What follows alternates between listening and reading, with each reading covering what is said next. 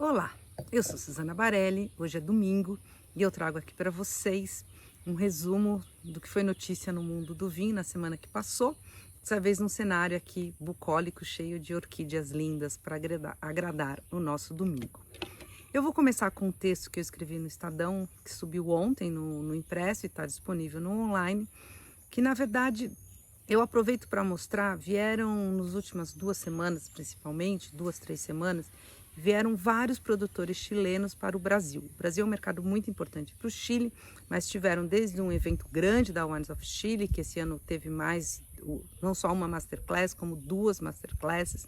Teve um evento grande da Vintisqueiro, teve evento de produtores menores, teve o pré-lançamento na Almaviva, Amprimer, antes de ser lançado na Place de Bordeaux. Então, assim, tudo isso mostra o foco, como o Chile foca no mercado brasileiro. E a gente tem por pano de fundo dessa história, a Wines of Chile divulgou o relatório de como foram as exportações de vinho do país nos primeiros 6 meses do ano de 2023, comparado com 2022. E a queda foi grande. Se a gente olhar em valor, ela foi de 23,9%, quase 24%. E em volume, ela foi de 24,2%, ou seja, é bem significativo. E lembrando que o vinho é um produto importante na pauta de exportações chilenas. Além disso, a gente olhar apenas no Brasil, o Brasil é o maior mercado em volume para os vinhos chilenos e teve uma queda de 11,18%. Se a gente olhar em valor, que o Brasil é o segundo maior mercado, perde apenas para a China nas exportações chilenas, a queda foi de 10,52%. Então, assim, o Chile, ele sabe bem, o Chile e Portugal são dois exemplos de países que sabem bem que o consumidor brasileiro, ele tende a comprar um vinho que ele já conhece. Então, quando ele tem a oportunidade de degustar e de gostar desse vinho, é uma força de venda importante para ele, assim, é uma maneira que ele tende a comprar esse vinho. Então, fazer degustações, divulgar o vinho é um dos caminhos para crescer no mercado brasileiro. O Chile sabe bem disso e muito provavelmente vai continuar assim. Amanhã, por exemplo, segunda-feira, já tem uma degustação que eu espero que seja bem legal com o Héctor Riquelme, que é um sommelier que eu admiro bastante o trabalho dele no Chile. Bom, isso foi Levando Filosofia. Ainda no Estadão, subiu na sexta-feira, no impresso, uma degustação que eu fiz e que eu comentei rapidinho aqui no vídeo. Ela saiu primeiro no online, que era uma degustação no qual foram provados vinhos de países que nós brasileiros não lembramos que fazem vinhos, né? Por exemplo, quem sabe que o Peru faz vinho, que a Bolívia faz vinho, que a Moldávia faz vinho, que a Croácia faz vinho. Então, assim, eu consegui reunir alguns desses vinhos e teve uma degustação às cegas, e agora o resultado dessa prova foi publicado no impresso com chamada de capa, o que sempre me deixa muito feliz, né? O que a gente percebe nisso? Primeiro, assim, por que tantos países estão elaborando vinhos? Primeiro, porque a gente tem uma mudança de clima, então, assim, você, por exemplo, teve um espumante inglês na prova. Lá atrás era impossível pensar que a Inglaterra iria fazer espumantes. Hoje a Inglaterra tem feito bons espumantes, né? Além disso, aliado a essa mudança de clima, você tem também um aprendizado muito grande tanto de como cultivar as vinhas nos vinhedos, como elaborar vinhos nas vinícolas, né? A gente brinca que hoje em dia, para fazer vinho ruim, tem que se esforçar bastante, né? Isso não quer dizer que todo vinho seja bom, mas assim, você consegue elaborar vinho sem defeito em várias vinícolas. E o que a gente percebe nesses vinhos que a gente provou?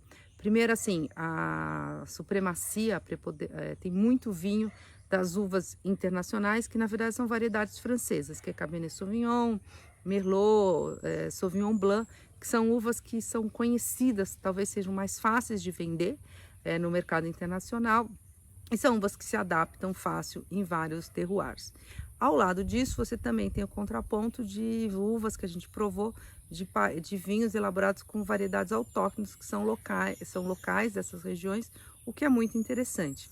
Então, assim, eu acho que vale a pena acompanhar no Mapa Mundi, assim, esse movimento de vinícolas, de empresas vinícolas, né, elaborando vinhos, não só nos lugares clássicos que a gente já conhece.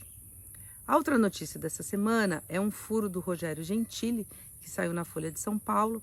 O Rogério mostrou que a justiça, num processo que corre em segredo de justiça, a justiça bloqueou os bens no Brasil do Galvão Bueno. O Galvão Bueno, ele também é do mundo do vinho, ele tem a Bueno Wines, que faz vinhos no sul do Brasil e também vinhos na Itália. O que aconteceu? Um sócio dele na Itália, que tinha 10% do negócio, saiu do negócio e tem brigas ali, entendimentos diferentes de quanto ele tinha que levar ou quanto ele tinha que pagar. Eu não sei direito, o processo está em sigilo de justiça, mas o fato é que a justiça brasileira entendeu que esse sócio tinha razão e mandou bloquear os bens do Galvão Bueno. Agora, o mais interessante é que na conta do Galvão Bueno foi encontrado apenas R$ 36,87, né? Bom, vamos acompanhar os próximos passos, espero ter notícias disso. E já que a gente está falando de disputa, eu vou citar uma outra disputa que está acontecendo, dessa vez no Chile, é com a vinícola Vick. O Vick é uma vinícola boutique chilena, e tem a Casa Patronalis, que também é uma vinícola chilena. Ela elabora um vinho que chama Kim. E aí tudo bem. Só que assim, os rótulos são praticamente idênticos. Se você comparar o Vick escrito assim e o Kim, é o mesmo vinho, é o mesmo rótulo, a mesma cor e tudo mais. Isso está sendo processado. E a notícia internacional que eu trago, ela é internacional, mas não tão internacional. A revista inglesa Decanter, ela sempre traz setembro, outubro, sempre no segundo semestre, um foco maior nos vinhos da América do Sul ou da América Latina. Nessa edição de setembro, que está chegando às bancas, né, já chegou, tem uma reportagem grande sobre vinhos, personalidades vinícolas aqui da América do Sul, e tem um texto falando de Brasil. Nesse texto, é um texto mais histórico, assim, ele conta desde como o vinho chegou, né, faz esse conto, essa história toda, e aí fala que o Brasil está melhorando na produção de vinhos, tem aspas, por exemplo, da Pisato, da Valduga, cita produtores, fala de poda invertida, e aqui tem aquela coisa, fala de poda invertida, mas aí fala assim, ela começou em Minas Gerais, que é a terra do jogador de futebol Pelé, faz essas referências que as pessoas lá fora acham necessárias. E o foco maior, inclusive nos vinhos degustados, são nos espumantes. É isso. De notícias dessa semana que passou, são essas, mas eu vou falar de duas coisinhas para essa semana agora. Me desejem sorte. Essa semana acontece uma feira importante no sul do Brasil, que é a South America, e South America Fair, e na qual eu vou dar uma palestra de vinhos italianos, sempre legal. E a outra coisa que tem me deixado bem ansiosa e bem feliz, eu acho que alguns de vocês já sabem, eu e mais 3 amigos, aliás, mais 3 amigos e eu, a gente está lançando um guia de vinhos, que daqui a pouco eu vou dar mais detalhes, já tenho uma outra coisinha aqui no meu Instagram, e esse guia sai da gráfica essa semana. Então é isso, eu estou bem ansiosa, como vocês podem perceber, e provavelmente no vídeo da semana que vem eu já consigo trazer mais informações do guia. É isso, boa semana para todos vocês e super obrigada pela audiência.